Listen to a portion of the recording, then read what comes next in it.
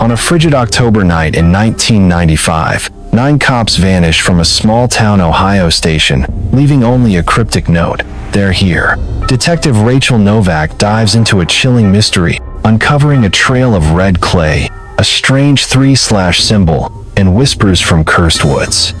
As bodies pile up and a faceless figure stalks her, Rachel realizes this isn't just murder, it's a ritual. Will she unravel the truth before the woods claim her too? Stick around to the end for a twist that'll leave you questioning everything. Don't miss a second of this bone-chilling ride. The 15th of October, 1995, Willow Bend, Ohio. The night's cold enough to freeze your spit, 28 degrees Fahrenheit, way too bitter for fall. The wind howls through blackthorn woods, sounding like a woman sobbing. The Willow Bend police station, a squat red brick building half a mile from town, sits alone on County Road 17.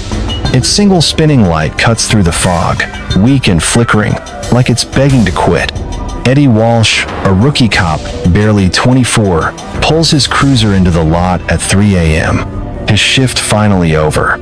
He's whistling some Garth Brooks tune, thinking about the leftover meatloaf in his fridge, when he sees it. The station's front door is wide open, swinging in the wind. That door's never open. Cops don't leave it like that, not in a town where the biggest crime is kids stealing pumpkins. His gut twists, and the tune dies in his throat. "Jesus," he mutters, killing the engine. The fog's so thick it's like the world's been erased. He grabs his flashlight, steps out, and feels the cold claw at his face. The spinning light above the door buzzes, casting shadows that slink across the gravel. He calls out, "Hank? Doyle? Anybody?" His voice gets swallowed by the night, nothing but the wind's wail, and that damn buzzing light.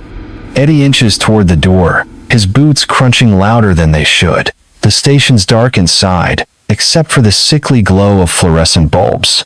He steps in, and the air feels wrong, too still, too heavy, like the room's holding its breath.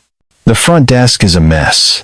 A coffee mug's tipped over, black sludge pooling on paperwork. A half-eaten bologna sandwich sits next to a deck of cards, a poker game frozen mid-hand. The radio's spitting static, a low hiss that makes his skin crawl. He sweeps his flashlight across the room.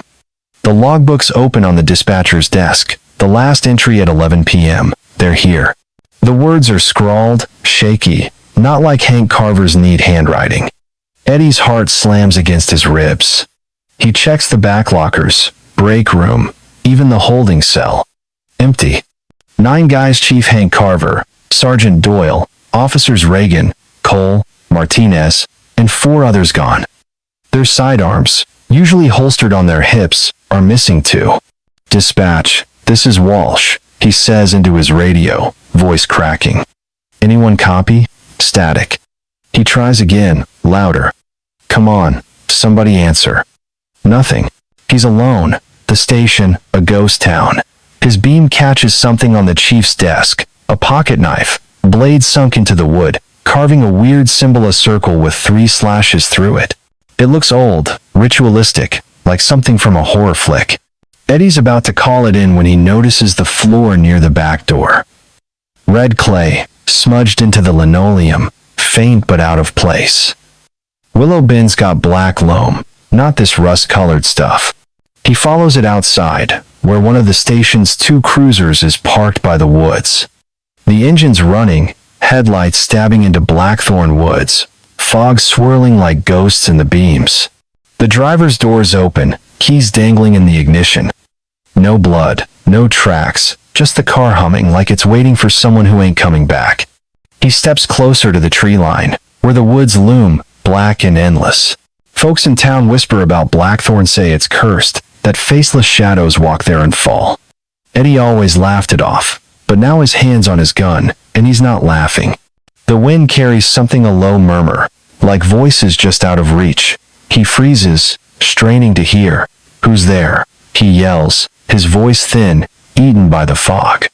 Then he sees it, a shape in the woods, tall and blurry, moving between the trees. It's not right, too thin, too fast, like it's gliding.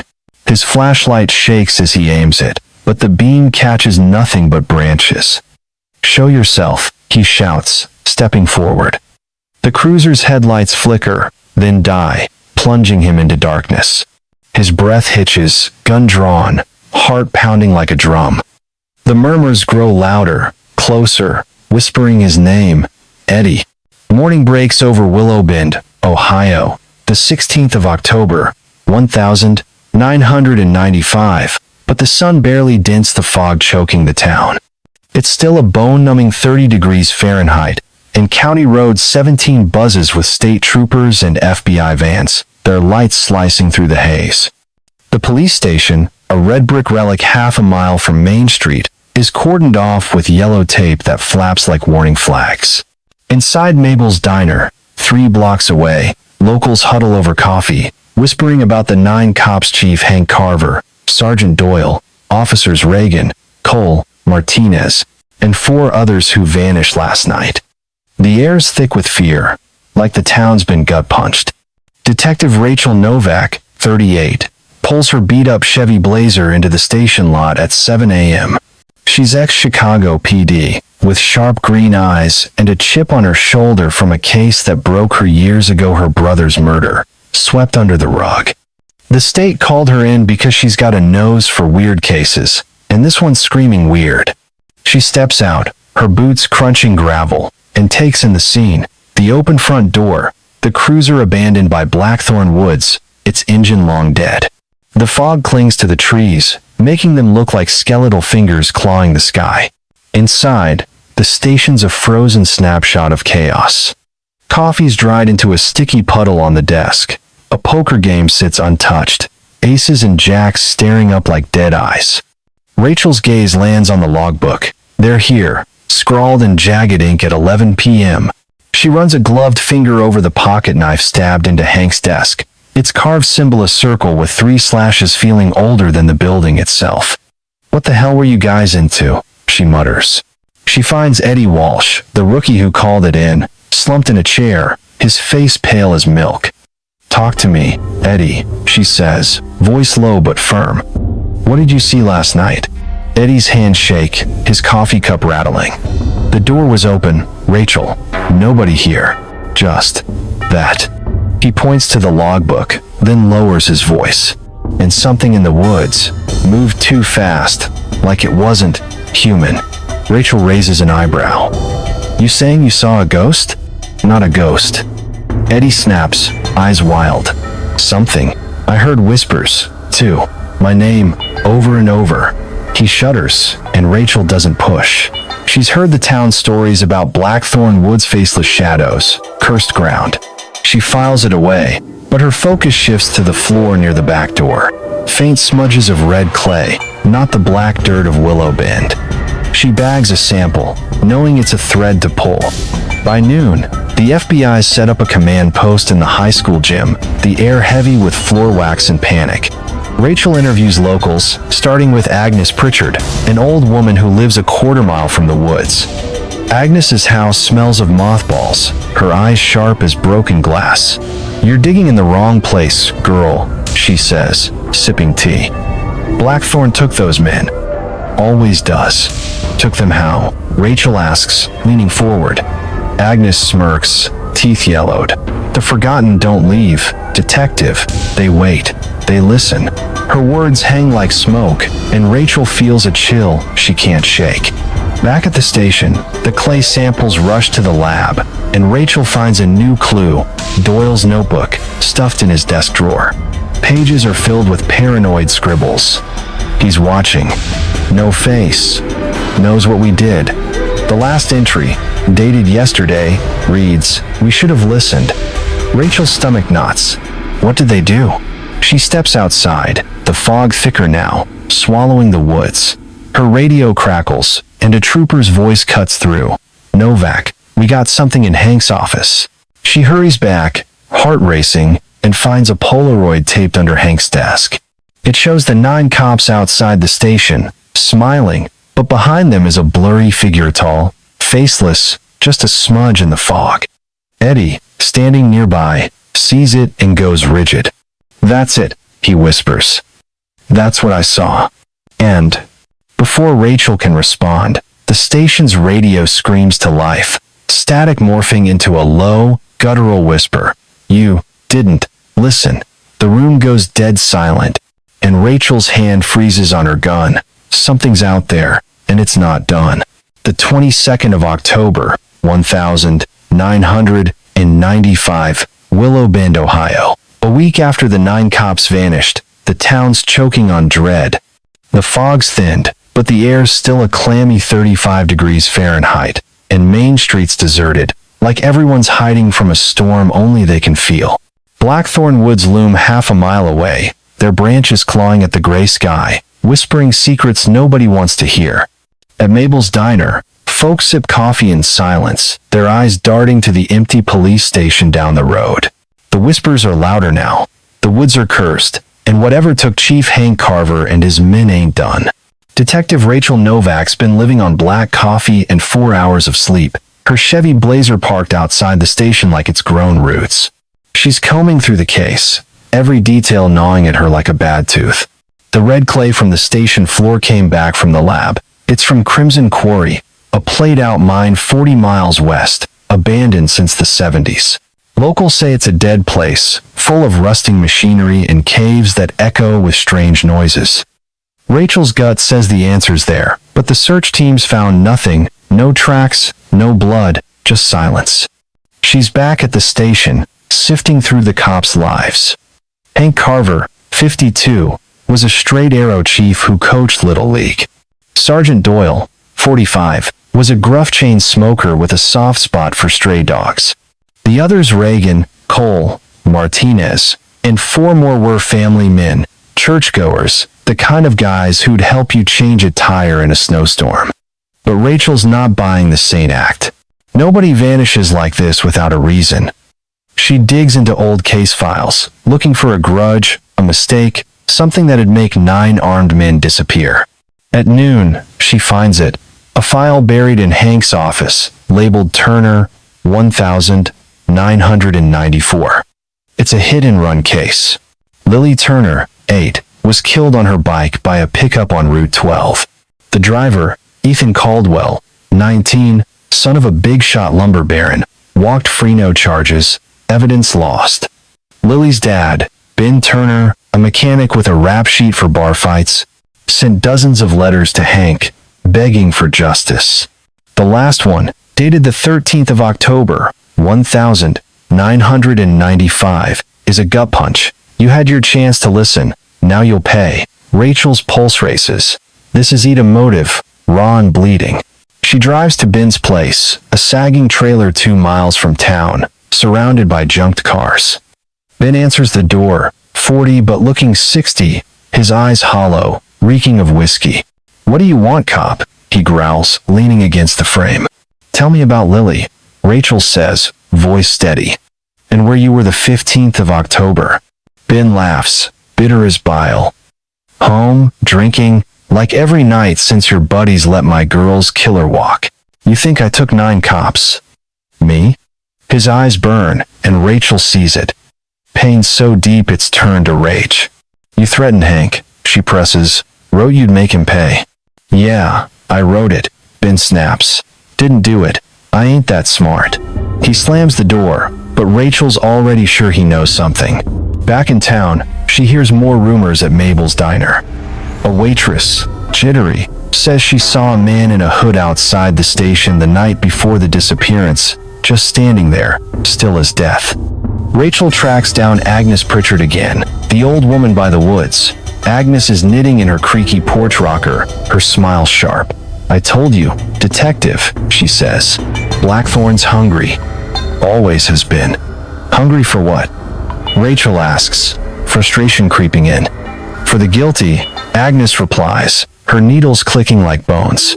"You keep poking, you'll feed it too." That night, Rachel's back at the station, alone, the wind rattling the windows. She finds a new clue, a hair, short and blonde, caught in the cruiser's back seat. It's not from any of the cops. She bags it, her mind racing. Could a woman be involved? Then her radio crackles, and a trooper's voice breaks through. "Novak, get to Crimson Quarry, now." She grabs her coat, heart pounding. and drives the 40 miles west. The quarry's a wasteland of jagged rocks and stagnant pools, the air heavy with rust. The teams gathered around a clearing, their faces pale. There, in the dirt, is a circle of 9 pairs of police boots, arranged like a ritual, the same 3/ symbol carved into a nearby boulder. Rachel kneels, her breath catching. Then she hears Ida low, guttural whisper from the caves, calling her name, Rachel. The 5th of November, 1995, Willow Bend, Ohio. 2 months after the 9 cops vanished, the town's a husk, suffocating under a 40-degree Fahrenheit chill. Main Street's empty, save for a few brave souls, scurrying to Mabel's Diner, where the jukebox hasn't played since October. Blackthorn Woods brood half a mile away, their shadows stretching like fingers over the police station. At the high school gym, the FBI's command post smells of sweat and stale coffee, with maps of Crimson Quarry pinned to the walls. Rachel Novak's eyes burn from sleepless nights, her Chevy Blazer now a second home parked outside the station. The case is a splinter in her mind, and she's digging deeper, even as hope fades. The circle of police boots at Crimson Quarry, 9 pairs arranged like a ritual, marked by that eerie 3/ symbol as Rachel rattled. The lab confirmed the blonde hair from the cruiser belongs to a woman, unidentified, not in any database. Rachel's sure Ben Turner's involved, but he's no mastermind. A guy like him, broken by grief over his daughter, Lily's death, doesn't pull off a vanishing act this clean alone. She's chasing a bigger thread, something uglier, and it's leading back to the quarry. She dives into the station's files, hunting for more cases like Lily Soane's the cops buried. By noon, she's got a stack, a 1,993 arson case, dropped despite evidence, left Amos Reed's brother dead. A 1,994 assault, ignored, cost Clara Hayes' son his life. A 1,992 fraud that tanked Victor Lau's store, no charges filed. All linked to powerful families, all with angry victims who wrote letters to Hank Carver, pleading, then threatening. The last file chills her. Ellie Kane, a reporter fired for digging into Hank's ties to the Caldwell lumber empire. All 5 men, Amos, Clara, Victor. Ellie worked at Caldwell's mill before it shut down. Rachel's stomach twists. This isn't one man's revenge. It's a group, a pack of wounded animals turned hunters. She heads to Crimson Quarry, 40 miles west, where the air's thick with rust and despair. The quarry's a maze of jagged rocks and black caves, the wind moaning like a dying man. Search teams are gone, but Rachel's not Alanesh's, got Trooper Mike Delgado, a wiry guy who doesn't spook easy. They find the boot circle again, untouched, but Mike spots something new, a narrow cave mouth, hidden behind a boulder. Inside, the air's damp, the walls slick with moss. Rachel's flashlight catches a glint metal. It's a tape recorder, old and battered, nestled in a crevice. She hits play, and Ben Turner's voice crackles, low and raw. We're the forgotten. You had your chance to listen, Hank. Now you face our court. The tape describes a plan. A fake emergency call about a quarry explosion lured the cops out. Clara, a nurse, spiked their coffee with a sedative. They were loaded into a Caldwell mill truck, driven here, and tried in this cave. Rachel's heart races. This isn't a crime scene, she tells Mike. It's a damn courtroom. Mike's eyes widen. They set up a trial? For 9 armed cops? Yeah, Rachel says, voice tight. And we're standing in it. They search deeper, finding more. A cop's badge, Doyle's, crusted with dried blood. A syringe, empty, its needle glinting. A scrap of paper with the 3/ symbol, and the words, guilty. Rachel bags it all, her mind spinning. How'd 5 broken people pull this off? And why the symbol? It's not random, it's a brand, a mark of something older, meaner. As they climb out, the cave's shadows seem to shift, closing in. Mike's radio crackles, but it's not dispatch, it's static, then a whisper. You're next, Novak. Mike drops it, cursing. Did you hear that? He asks, voice shaking. Rachel nods, her hand on her gun. Keep moving. They reach the quarry's edge, but her flashlight dies, plunging them into gloom. The wind carries a new sound: footsteps, heavy, circling them. Rachel spins, her beam catching a figure in the fog. Tall, faceless, just a blur of black. It's gone in a blink, but the air turns ice cold, and the whispers grow louder, chanting her name. Rachel, Rachel. She grabs Mike, bolting for the truck, but something's carved into the hood, the 3/ symbol, fresh and deep, like it was waiting for her. The 12th of July, 1996, Willow Bend, Ohio. 9 months after the 9 cops vanished, the town's a ghost of itself, baked under a sweltering 92 degrees Fahrenheit. Main Street's a graveyard, storefronts boarded up, and Blackthorn Woods loom half a mile out, their shadows crawling like spiders. Mabel's Diner, 3 blocks from the police station, is the only place still open, but even its cherry pie can't mask the town's rot. Rachel Novak's barely slept, her Chevy Blazer a permanent fixture outside the FBI's command post in the high school gym. The Crimson Quarry tape in Turner's voice, calling it a court, haunts her, but the trail's gone cold, and she's chasing ghosts. Rachel's at the station, poring over evidence. The red clay, Doyle's badge, the syringe, the 3/ symbol, carved everywhere. The blonde hair from the cruiser's still a dead-end no match in any database. She's mapped out the forgotten Ben Turner, Clara Hayes, Amos Reed, Victor Lau, Ellie Kane, 5 broken souls who worked at Caldwell's Mill, all with grudges against the cops. Ben's the key, but he's vanished since Rachel's visit, his trailer empty, his truck gone. She's sure they're out there, watching, waiting. At 2 p.m., her radio crackles. "Novak, get to Mabel's Diner now," says Trooper Mike Delgado, voice tight. Mabel called, says there's a smell. Rachel's stomach lurches. She grabs her gun and drives the 3 blocks, tires screeching. The diner's packed with locals, their faces pale as Mabel, 60, wrings her hands by the counter. "It's the basement," Mabel whispers. "That old freezer's stinking something awful. Been off for years." Rachel follows her down creaky stairs, the air turning sour, thick with decay.